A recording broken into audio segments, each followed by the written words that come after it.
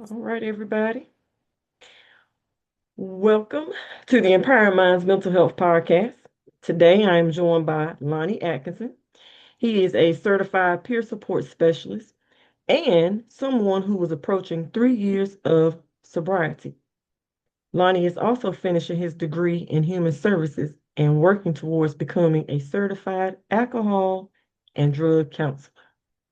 So his story today is one of transformation and purpose, and I'm excited for you to share your story with us today. So let's just start with your story. Can you take us back and tell us a little bit about where your journey began? Well, my journey began in the heart of Goldsboro, North Carolina. I was brought up in a neighborhood like many other where it's diverse. You have some families that are well endowed, but you also have the have-nots. On my mother's end, she was struggling with substance abuse. My father wasn't in the picture. It came a point in time where my mother had to abandon her role as my mother, and myself and my middle brother ended up with our grandparents for quite some time, for some years. I took piano lessons. I made great grades. I mean, they gave me the life that a young child should have with the circumstances that I was dealing with, right? Mm-hmm. But like I said, right outside my front door, there was another world, and unfortunately, that world excited me. So Mm-hmm. even though I was playing the piano for church, and I was going to church and everything, I wanted to see what that lifestyle. I was really chasing my middle brother. I wanted to be like him. So he was about 6 years older than me. So once he Mm-hmm. jumped out there, I kind of followed in his footsteps. Eventually, we landed back with our mother. Um, and that freedom that I was allowed, I really wasn't ready for that. Um, Mm-hmm. yeah, so she was still continuing to indulge in substance misuse and things of that nature. So I was actually able to see it firsthand then when I moved back into the household with my mom, and um, that started it all. To be honest, that really started it all. So yeah, So just listening to what you just shared, we all have a journey. for sure. But some of the things you highlighted, I'm glad that you did highlight it Mhm. because man, our community, at least when I was growing up, one, you didn't talk about mental health. Two, if that was the direction that you chose, it was like the family. I don't know if they want to portray this image, but that they didn't want that to come out. And that is, I mean, that's how neighborhoods are even now. It's And I see that a lot in peer support. So I'm glad that you did highlight that because I want people to know we're dealing with yeah, reality, right? reality all through and through, right? Right, right, absolutely. So with you sharing that, now you mentioned that you discovered peer support while you were incarcerated. So Yes. what was it about it, or what happened during that moment that made you realize this was something that you wanted to do? Well, yes, I was incarcerated for my third and fourth DWI. I was getting sentenced to about 4 months for my third DWI, and the judge said, "I'm gonna give you 2 weeks to get your affairs in order." Within a week, I had my fourth DWI. So that just highlights how my addiction was. I couldn't even stay straight for 2 weeks to even go do my time for my third DWI. So at that point Mm-hmm. in time, I was it went from what 4 to 6 months to 2 years sentence. So I was tired, and that's the main point that anybody has to get to. So I had dropped out of high school. This detention center here in Goldsboro had a GED program. They had peer support class. I didn't know anything about it. I just signed up for it because I wanted to just be involved with anything that would keep my mind on the straight path that I knew that I had a chance to go on while being incarcerated. So I Mm-hmm. came to find out that peer support is someone that's lived that life and has made it out, stayed clean for at least a year. And Mm-hmm. you get to just assist people in the community to find coping skills and strategies to bridge them with resources and things of that nature. And it's made Mm-hmm. for people that are essentially outcasts, right? So I'm like, Yeah. what? And the people that were coming to the jail, they looked just like me. It was they didn't go to school, they didn't have to go to no 4 year to college. So I'm Yeah. like, are you serious? And I Yeah. can get paid for this? It blew my mind right then and there. I promise you. And I said, what? So I had just graduated from the GD program while incarcerated. So I said that's what I want to do when I get out. So Hmm. upon my That's good. release, yeah, yeah, That's good. That's good. yeah, I I encourage everybody to take the peer support classes right now while they're free, while they yeah. can. And Just you are right. The shared live experience. Like I have the certification for the forensic peer support. So I go into different detention centers and there was this one guy and he was like, "What you doing here? Because I know you ain't got no experience." And I was like, "Boy, if I you used to love only. to fight. I'm not promoting violence, but I had to let him know, That's right, for no, sure. I'm For in sure. here because I do have an experience. I am here because I wish that peer support was around then for me. I wish I had that kind of support. So Absolutely. I don't know, man. Peer support to me is like a ministry. Absolutely. Absolutely. And I didn't know about the forensics until I saw your credentials. And I was like, wow. And I looked it up. I was like, wow, you going into the jails? I was like, man, that's also what I want to do, go back into the facility. So that's Yeah, awesome. absolutely. Absolutely. It's a good thing. It's a good It field to be is. in. It is.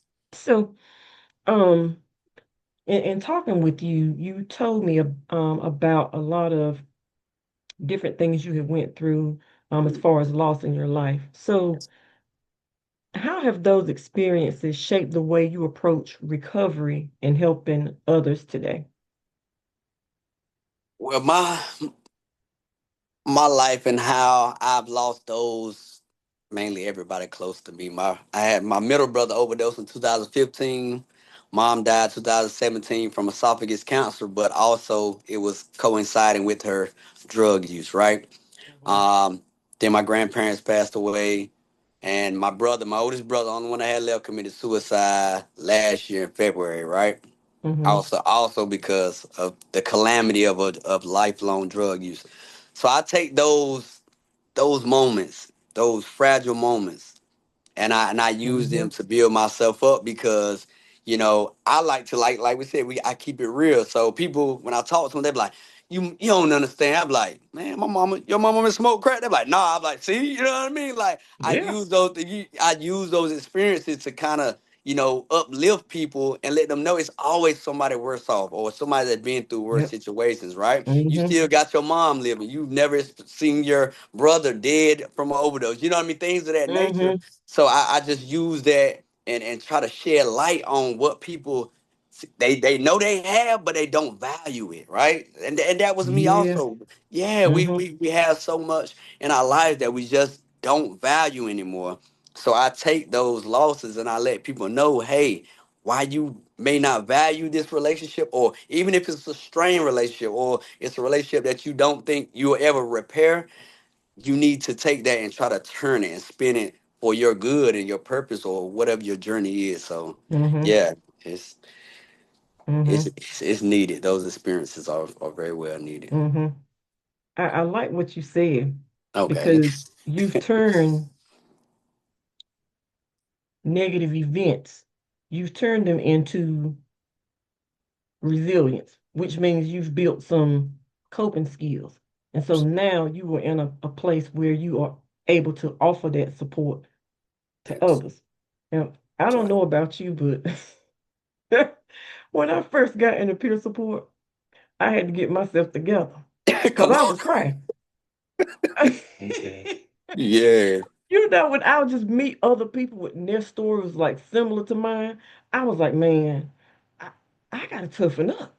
So I had to develop those coping skills to give me resilience so Yes. that I could navigate. I would be able to provide resources. I can't Mm-hmm. provide resources. I'm sitting there tearing up. They looking at me like, I For thought you was sure, here to help right? me. That counter transference and all that, right? Yeah, absolutely. And I think too, like resilience and recovery, Yes, ma'am. because that's something that you mentioned. They go hand in hand, but I think sometimes people think when they hear the word Oh, I have, I've built up a lot of resilience. I'm in recovery. They think it's over. No, recovery is it's lifelong. Lifelong. That's simple and plain. It's lifelong. Lifelong. It Absolutely. Yeah. is. It is. Yep. So something that you said, you talk about people having to pick up their own shovel when it comes to change. So what does that mean to you? Number one, like the first step is just admitting that you have that problem, right? Mm-hmm. A lot of people, well, my bills paid, or just I got a car. This person, if I was bad off, I wouldn't have a car, a roof over my head. That still doesn't mean that you're not addicted, right? We That's it. all. That's right, right. So, Mm-hmm. just realizing that it's harming you in some type of way to a point where you're lacking thereof afterward, right? So, just acknowledging it, and then after acknowledging it, is saying, "Hey, I'm ready to do something about it."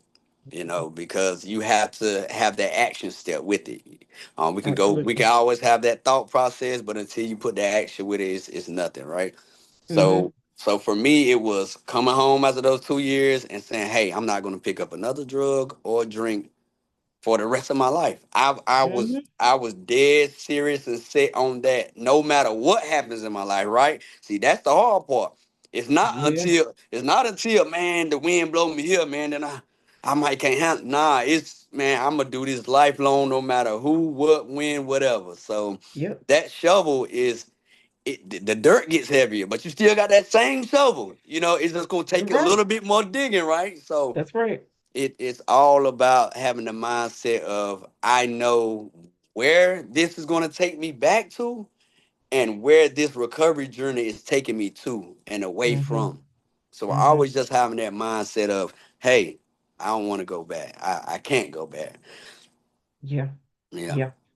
I think that happened. Well, I know it did. I just got to a point one day. Remember, I was driving. It's coming down 117. I used to, Okay, well, back when I 17, lived in yeah. Mount Olive. Yep, coming down 117.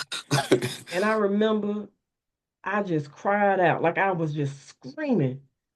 I was talking to God and I was Yeah. like, I am done. I am sick of this. I was using some cannabis, very heavy. Yeah. And again, I'm not promoting, but I'm just That's telling right, my for life sure. story because I That's want people to real. know, well, dang. Because a lot of people, when I tell them, they be like, you did what? Come on Yeah. now. They surprised. But I did. I remember I cried out to God and I was like, I'm done. Take this away from me. And I mean, it was like immediate, like it was overnight because I was just that determined.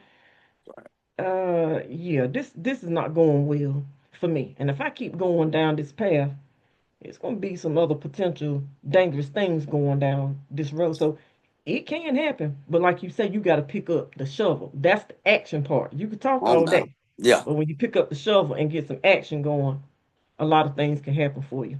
it sure will. Yeah. Absolutely. hmm So you mentioned about sobriety. So Yes. now that you are walking in that life and you are raising your four children and you are building a career that's helping others, what keeps you motivated to stay on path? Oh man, it's so much that I could tip my hat to, that I've been blessed with in just these almost 3 years of being home and being sober. But my relationship with God, man, I have to put that on the forefront, man. I Yep. absolutely have to. Um, just that peace that I have every morning when I wake up, no matter what. And I was just telling somebody this the other day, man. I wake up and it's just like, I'm good. Like, I know what loneliness, I know what despair really feels like. hmm I know what hurt feel like. hmm So this, I can handle this. You know what I Yeah. mean? So it's that, and also just the love and support that I get from my family, my children. I hmm mean, my community. I have to pump a lot of people brakes because they run up to me. They say, "What you do? Tell me, man. I do it." And then I say, "Hey, you got to go to God, man. Because it's not me. A lot Yep. of people I know that you probably hear the same thing. It's Yeah. not nothing I did but turn my Mm-mm. care wheel over to the care guy. My wheel. That's it. That's where it has to start. Because we Yeah. can, if we could do it, I would have did it a long time ago. After that second DWI, after that, Yep. after I got put out that second time from my marriage, or what I mean, it was the list goes on and on. But I couldn't. I was in that revolving cycle. So Mm-hmm. it's essentially that relationship with God that I developed. Like I said earlier, I grew up in church, and a lot of us did, but I was Yep. doing that just because I had to, But Mm-hmm. now having that personal relationship with him, and we all gonna have our little struggles in life. Nothing gets perfect, but long Mm-hmm. as you're putting that best foot forward to continue to build that relationship with God, I mean everything is gonna work itself out. I know it sounds cliche, but it's absolutely true. It is true. It Yeah. is, man. I cut up sometime on Facebook. I Yeah. do. And somebody actually texted me this morning was like, listen, you cutting up, but I'm so glad. Because Yeah. I thank God because I remember a time, bro, I ain't even want to get out the bed. I Yeah. had Come some on now. some chocolate temperature control curtains in my room. Hmm. And my family thought I had them because I was trying to keep the house cool. Right. I didn't want to see no sunlight, Wow. none of that. So now, when God wakes me up in the morning, first thing I'm gonna do my devotional. Yeah.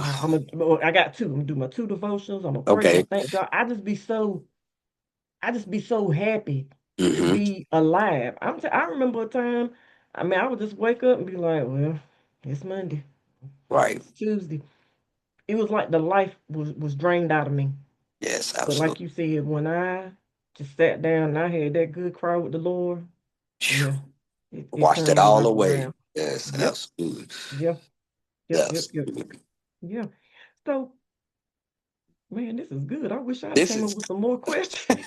hey, this is good. I'm telling you, you make me feel right at home. Right, right. That Right. I do. I try to make it like conversational, not, like I'm interviewing. You know what I'm Yeah, saying? absolutely. I got you. So at this point, yeah, I do want you to go in if that's what you choose. Okay. So when someone listens to this podcast later who feels stuck in addiction, they may feel hopeless or like they've messed up too many times to turn their life around. What would you want them to hear from you today? Your resonating thoughts. Hey, you take your time. I know this is gonna be good. It is. It is. Number one, I want to really just commend you for even having that thought process of, man, I may have a problem. A lot of people suppress that so long that they start to believe their Mm-hmm. own lies. I'm okay, or this is how my mom and them did it. This is how such and such do it, and they seem fine. But you're not them. Mm-hmm. Everybody is different. So first and foremost, I do want to just let you know it's okay and to be in this thought process. But secondly, what are you willing to live for? Is what you want out of life worth more than what you're holding on to that's keeping you stuck in that place? That's the ultimate decision that you have to make. Mm-hmm. Um, for me, I faced homelessness not because I couldn't go to somebody's house, just because I knew I didn't want to follow nobody's rules. That's how bad it got for me. I was enjoying the streets. So I'm not gonna sit here and act like, I didn't have fun in addiction. So you may be having this surreal fun, but at the end of the day, when you wake up in the morning like I used to with no money, or trying to figure out how I'm gonna do this and do that, that's when the fun is over with. Mm-hmm. So I would just encourage you to just sit down. If you haven't picked up a pen and a piece of paper in a long time, sit down and write out your goals. Write out what's holding you back. What you don't like about your life right now. What could you improve on? And if you make that list of positivity and what you want out of life, and the negativity, and that negative overweighs that positive, then you know that something has to change. Yeah, You that's know it. that for a fact. And then I would encourage you to reach out to somebody, not one of your homeboys or homegirls that they can't. You know what I mean? You can't learn from nobody in the same predicament. Let's just keep That's it right. real. Yeah, that's what we want to do. Well, such no, go to somebody that's whether they got degrees or whatever. Go to a mentor, somebody that you trust, Mhm. that's not going to be biased, that's been there, did that, that can actually give you some straightforward advice on how to clean yourself up. If you Mhm. just taste the water, that's what I tell you. Give it Yeah. 90 days. Stop what you're doing for 90 days and see what happens. Mhm. But you can't. That's what I came to the conclusion when I was in there. I said I tried everything but do right. Yeah. Let me let me Right. try it one time, and it worked out. I Yep. promise you, it worked out. Now, is it hard? Absolutely. Yeah. It gets frustrating. It gets lonely. It Mhm. gets lonely because you have to let some people go. But with God, Yeah. He's gonna come for you. He's gonna wipe all your tears. So just try it. Why not? Why not? That's what I would encourage you to do. Just step out there. If nothing else, give it a month or two, 30 days. Try to Yeah. cut back for 30 days. That's harm reduction skills. Try harm reduction That's skills. it. Instead of a 12 pack, try to drink 6 beers. Instead of Yeah. 5 blunts, try 2 blunts. And just Mhm. work yourself into a place where, man, I like how I'm feeling. Let me Mhm. go to Planet Fitness, see if I can add it to my regimen and eat a little healthier. Oh man, now I'm Yeah. really feeling good. Man, I don't even need them cigarettes no more. Mhm. Oh, it could be a relationship. Now, that's what a lot of people don't want to hear. You might be a Well, it is. relationship that's keeping you bound, right? That's true. That's real true. Yeah, that's real true. So I was just encouraging anybody to just stop, take it from a thought to an action stage. And I guarantee you, if it don't work out and you giving it all the positivity you can give me, I cash app you something because I tell you it's gonna work. If it don't work, it was you. Yeah. Yeah. You're right. You're right. You are so right. Yeah, Man, wow. I'm gonna have to follow up with you because we're gonna have to do a absolutely. part two. I That don't sounds know great. what you That want to talk sounds about great. next time, That's but right. yo, this was good. Yes, This was absolutely. good. Same here. And I just Yeah, want to let you know that I truly appreciate your role in this helping field and all that you've done, and for you to be from our city and just seeing all the positive things you're doing and just making a platform where people can come up and share their experiences. I mean, it's awesome. So yeah, yeah. hats off to you. Yes, Thank ma'am. you so much, and I want to thank you too for even taking time to come onto the podcast. Now, I strategically named this podcast the Empowering Minds Mental Health Podcast because when I bring guests on, my hope is to empower, encourage, and inspire somebody else. You know, Absolutely. we've been through things, and sharing these podcasts, you'd be surprised at the amount of emails or texts. They might not say nothing on social media, Mm, but they are listening. And so I thank you for that because you've provided some education. You even talked about some stigmas. that's right, for sure. We addressed that too. So I thank you for that. And I'll Uh, be in contact with you soon. Sounds And when good. I contact you, we're gonna be scheduling part Yeah, I'll be part ready. two. All Just let right. me know. All right. Sounds good. Take care of yourself and thank you again for coming on to the podcast. Absolutely. Thank you, Miss G. All right. Take care. All right. All right.